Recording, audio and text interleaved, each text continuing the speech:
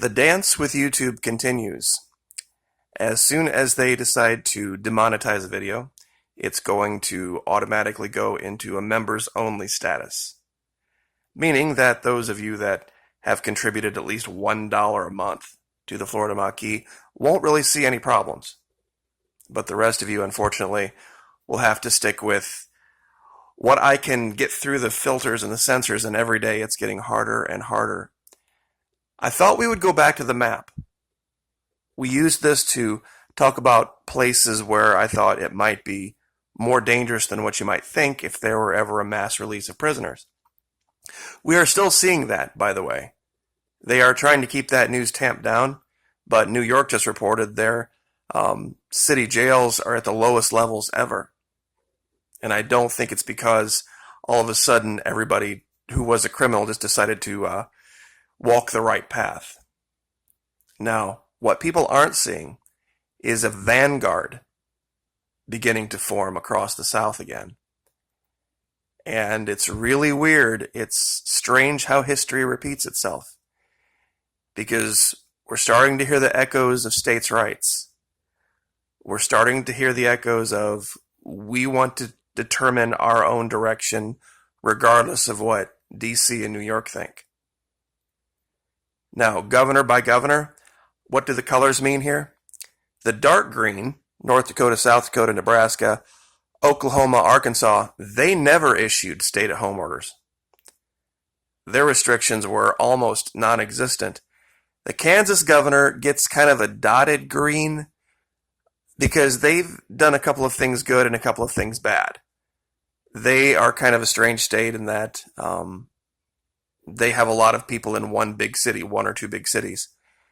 So they issued an order there that lifted any restriction on religious assembly, which was good, but the governor is still extending stay-at-home orders and is seeming to follow DC's guidelines.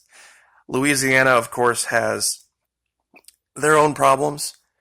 It's largely in big cities, but as we've shown, this is largely traced back to New York. Governor Abbott in Texas, there was a stay-at-home order for a while, but I believe that's being lifted, and he has led the way, led the fight in reopening and getting back to business as usual. Mississippi, the governor there is a younger man, and he has declared virtually all businesses essential businesses, meaning they're exempt from the social distancing guidelines. So he kind of went about it a different way. He hasn't really led, but I can't really give him a red rating, a bad rating. The red means enemies of freedom, enemies of their own people. Same thing with Alabama. I'm giving her a break. She's an elderly woman, the governor. So there's probably a very specific reason she has a fear of the coronavirus, more so than maybe most of her constituents do.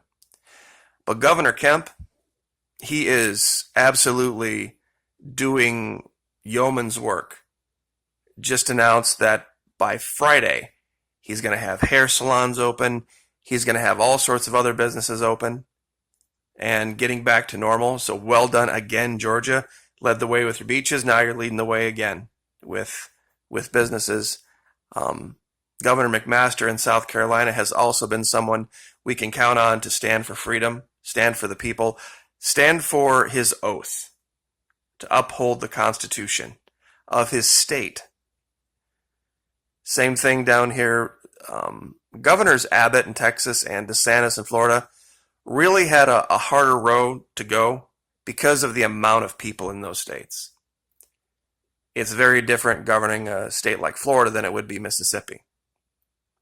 So you can't really hold them to the same standards, but he held out as long as he could. And knowing that there was a huge portion of the state that was getting infiltrated by New Yorkers and sick New Yorkers, he had to do something to tamp that down. And to my mind, he's done a great job.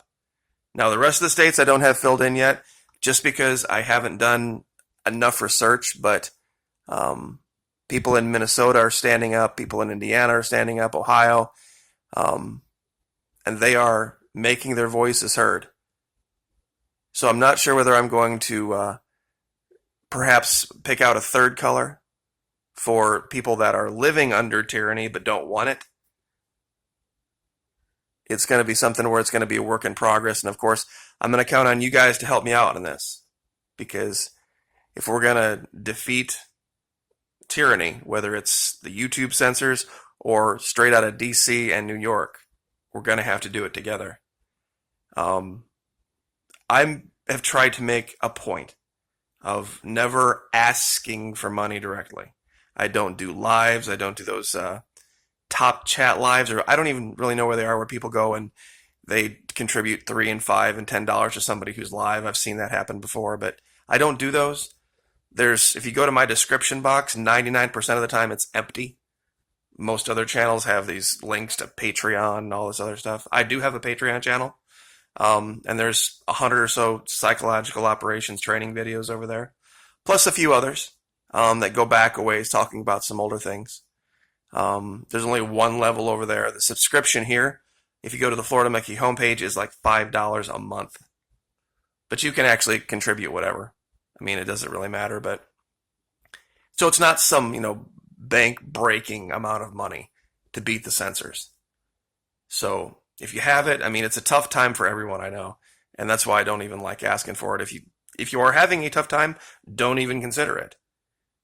Do what you got to do for your family. But if you want a way around watching a video and then all of a sudden you see it click off and say members only, or it gets deleted, like the one I did last night, I actually said something nice about the president. I thought, I've been really hard on this guy, and I've given him a bunch of crap, and this particular decision I agree with, and I even did a video about the fact that I agreed with him last April 1st, 2019. I thought, why not do something like this just as like an olive branch? And YouTube deleted it.